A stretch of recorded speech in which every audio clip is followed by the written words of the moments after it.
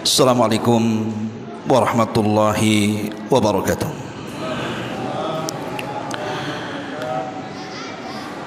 Bihamdillah wassalatu wassalamu ala Rasulillah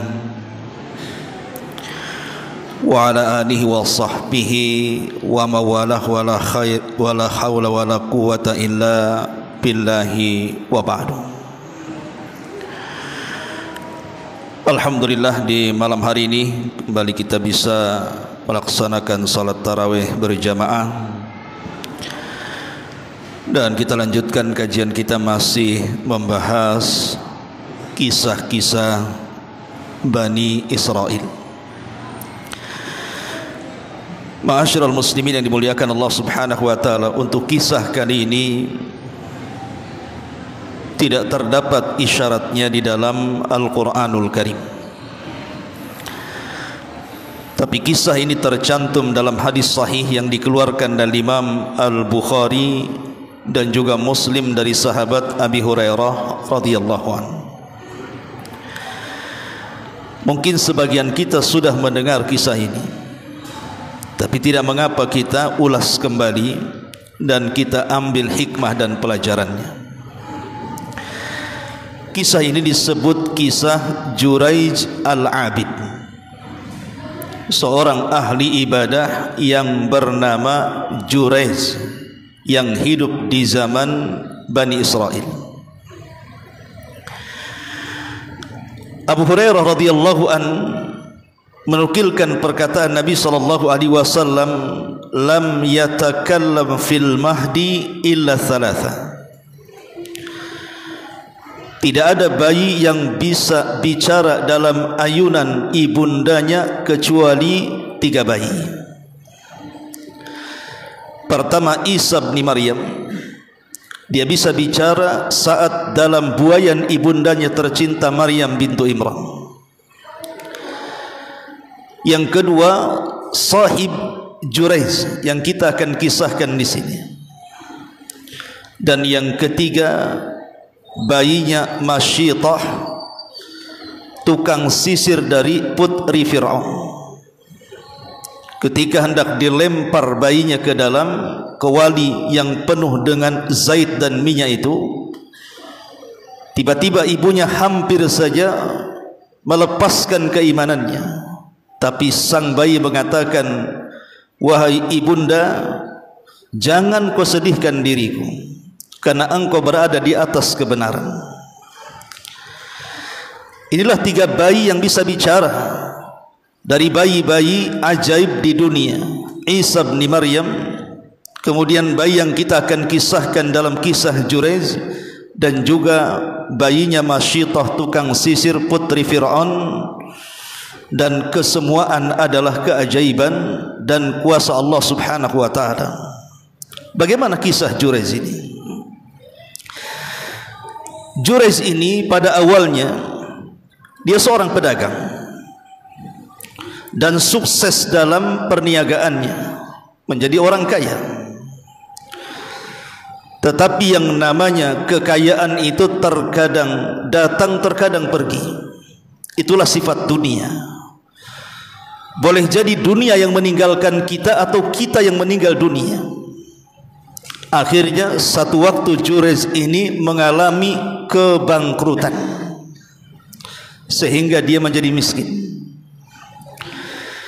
Dari situ dia berpandangan bahwa perniagaan itu tidak ada kebaikan bagi kehidupannya. Akhirnya dia pun berniat untuk i'tizal, berlepas diri dari dunia dan fokus beribadah kepada Allah Subhanahu wa ta'ala. Kemudian dibangunkan satu sauma'ah, tempat ibadah yang terbuat dari tanah. Kemudian diletakkan beberapa jendela untuk melihat keluar.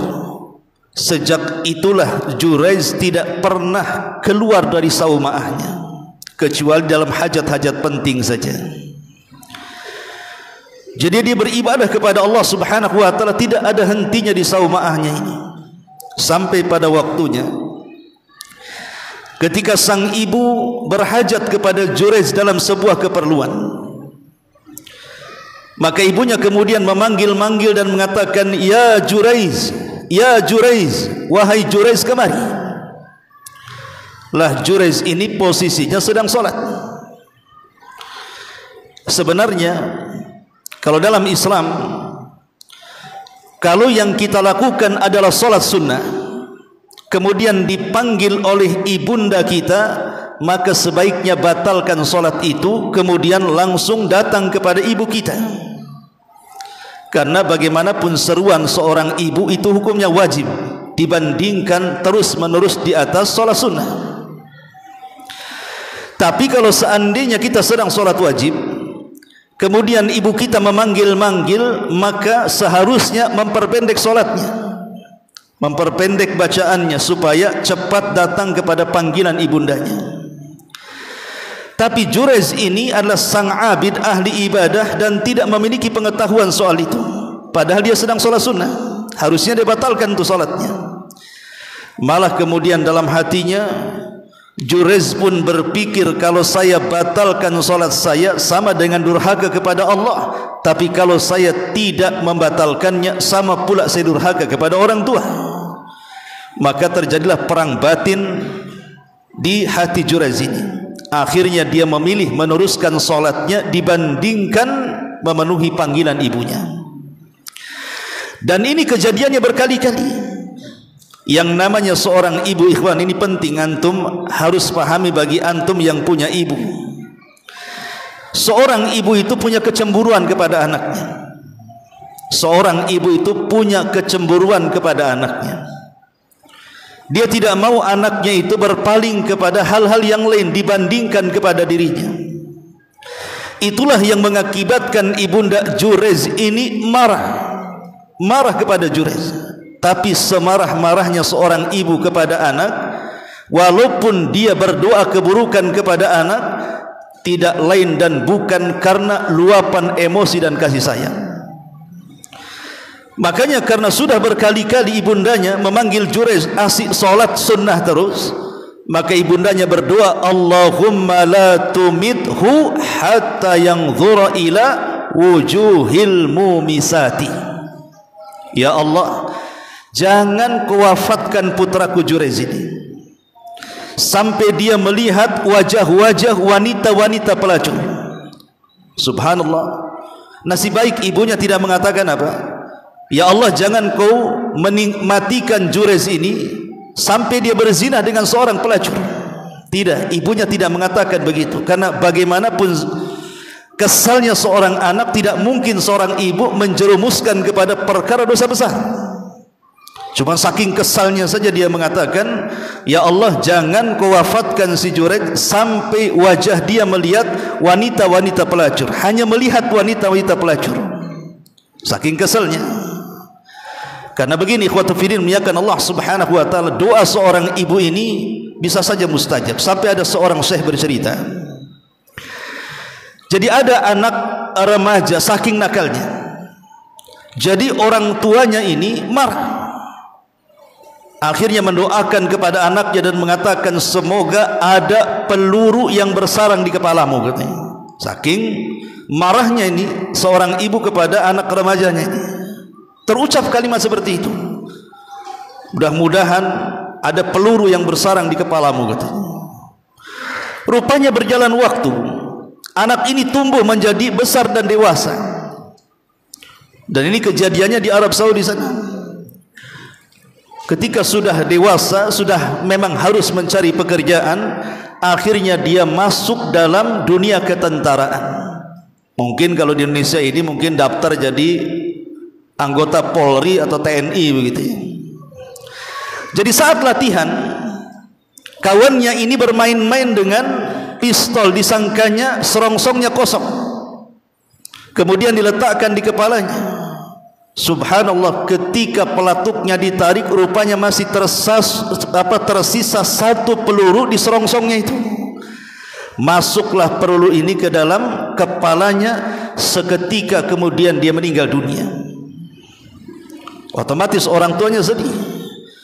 Tapi ibunya teringat 20 atau puluhan tahun yang silam, ketika anak ini remaja, dia pernah mengatakan saat anaknya nakal, semoga ada peluru yang bersarang di kepalanya. Subhanallah, terkadang doa orang tua itu terkabulkan setelah terlupakan doanya.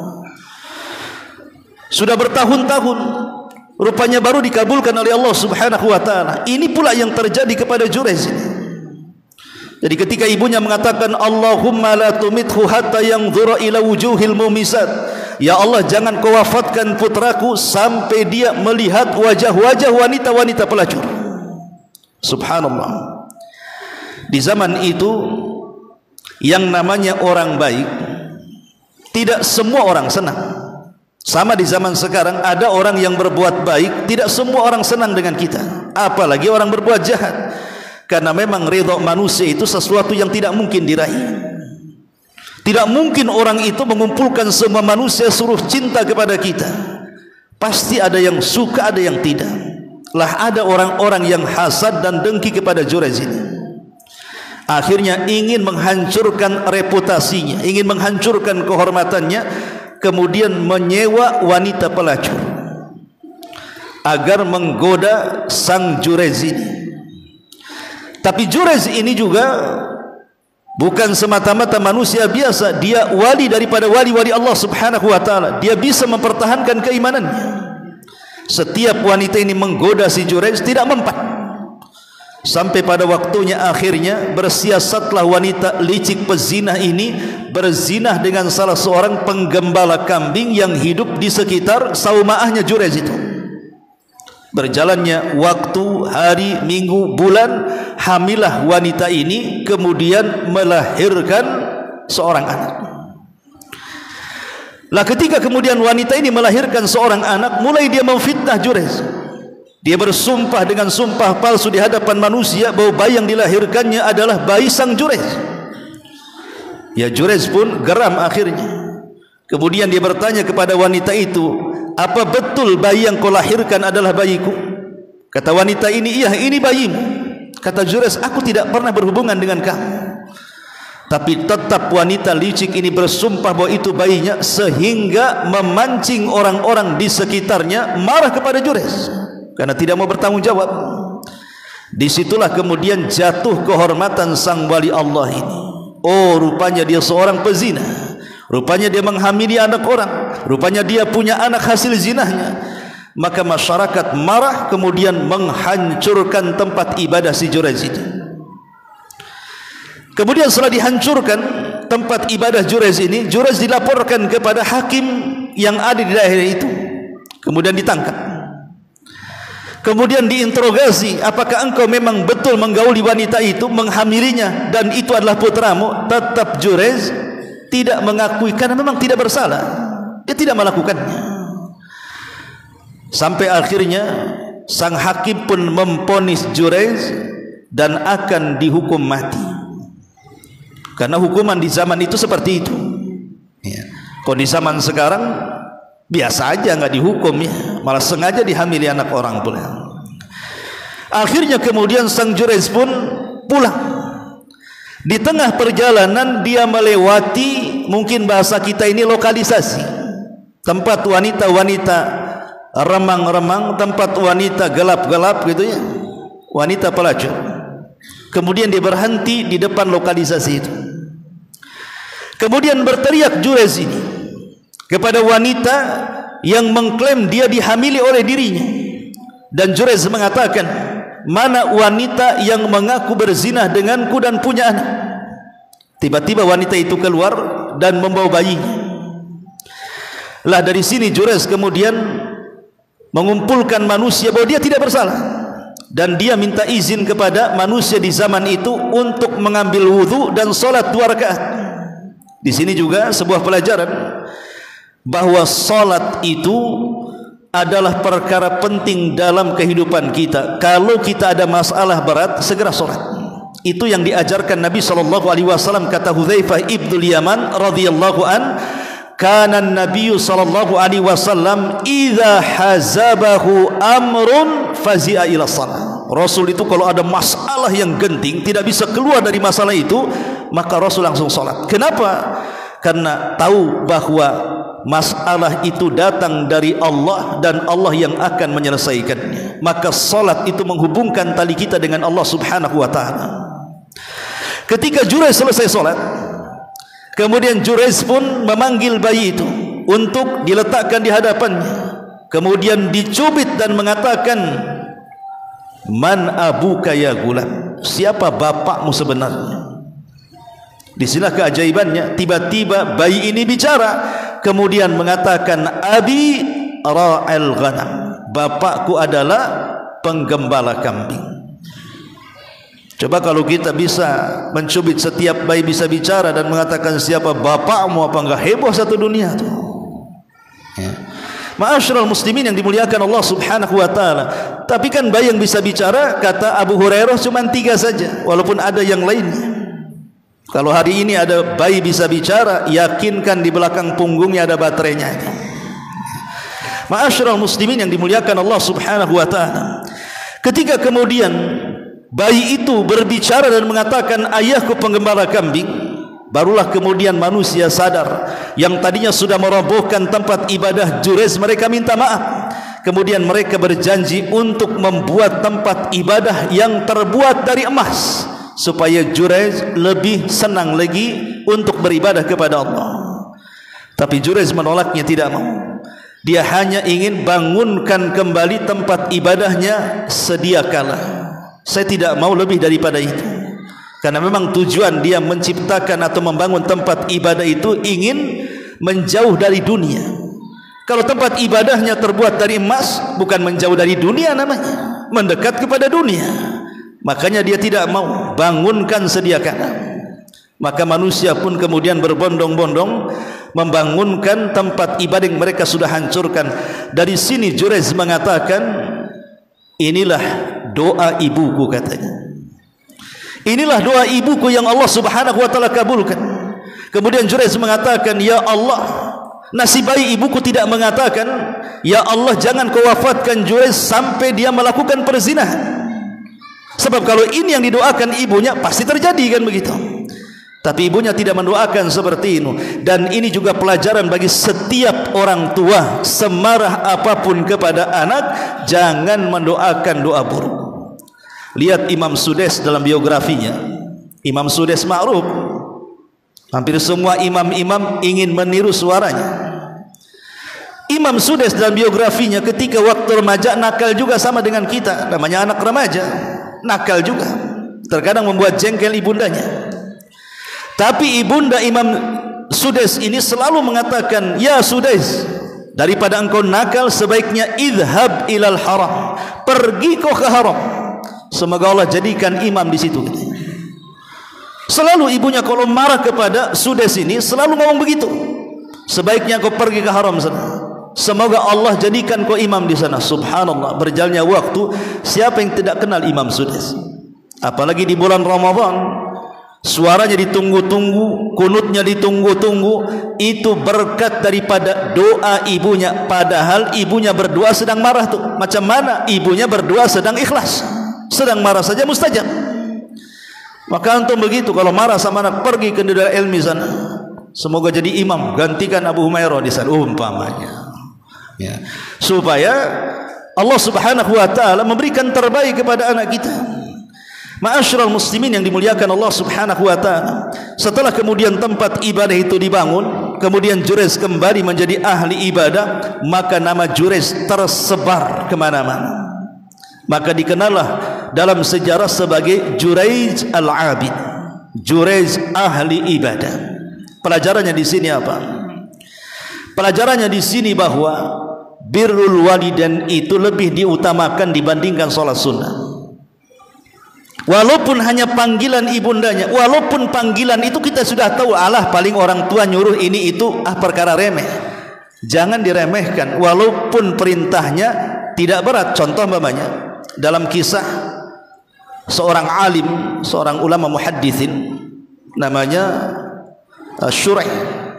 Ada seorang ahli hadis, ya, namanya Syuraih rahimahullahu taala.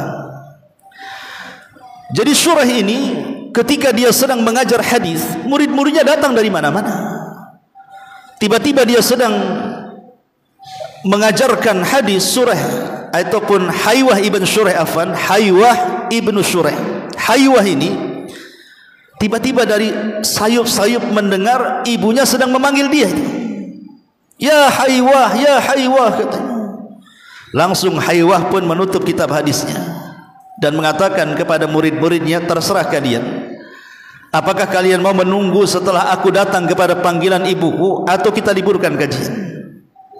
Tapi muridnya mengatakan, tidak, kami tunggu hai imam. Dia tutup kajiannya, dia datang ke panggilan ibunya, padahal ibunya itu sedikit ada masalah di kepalanya, ada gila-gilanya.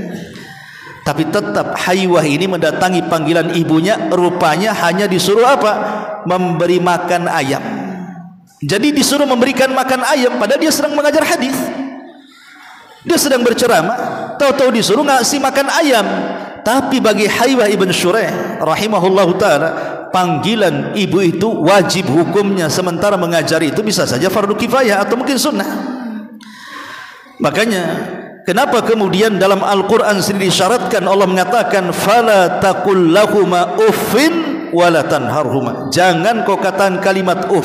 Bayangkan, Ibnu Katsir menukilkan perkataan Abdullah ibn Abbas radhiyallahu anhuma, kalau ada kalimat yang lebih pendek daripada uff, tentu pasti dilarang dalam Al-Quran. Tapi itulah kalimat yang paling pendek, alif dan fa, uff, atau bahasa kita ya. Gitu kan, pemain orang tuanya, fulan kesini, nah itu saja sudah masuk tuh uff tuh. Apalagi kemudian sambil gedumal gitu ya, aduh ini itu, nah, itu sudah masuk pada ukukul walidain. Karena ukukul walidain ini terkadang perkara-perkara yang kita tidak sangka itu bagian daripada durhaka, rupanya masuk dalam durhaka. Abdullah ibn Abbas pernah ditanya tentang makna birrul walidain. Kata Abdullah bin Abbas, makna itu luas, tidak mungkin saya jawab dalam waktu yang singkat, ini perlu daurah katanya. Kemudian ditanya lagi, ya sudah kalau begitu apa makna ukuk wahai Ibnu Abbas, apa sih makna durhaka kepada orang tua itu? Maka Ibnu Abbas mengatakan, semata-mata engkau kebutkan pakaianmu seperti ini, dikebutkan seperti ini, kan namanya di padang pasir kan mesti ada debunya tuh ya. Semata-mata mengebutkan pakaianmu, kemudian debunya terbang ke muka ibumu, maka itu sudah dianggap ukukul walidain, kata Ibnu Abbas. Hanya semata-mata mengebutkan pakaian, padahal kan tidak ada tujuan untuk memberikan debu kepada wajah orang tua kita kan, karena terkadang debu itu juga tidak terlihat, hanya tertempa angin. Makanya kalau mengebutkan sesuatu jauh-jauh dari orang tua, boleh jadi ada debu yang terbang kemudian terkena wajahnya, karena Ibnu Abbas menganggap itu bagian daripada ukukul walidain, itu bagian daripada durhaka kepada orang tua. Maka dari sini penting, apalagi di bulan Ramadan, maka silaturahim kepada orang tua itu adalah perkara yang sangat besar setelah mentauhidkan Allah Subhanahu wa taala. Ini yang bisa sampaikan, mudah-mudahan ada manfaatnya. Subhanaka bihamdika asyhadu an la ilaha illa anta astaghfiruka wa atubu ilaik. Allahu taala alam. Assalamualaikum warahmatullahi wabarakatuh.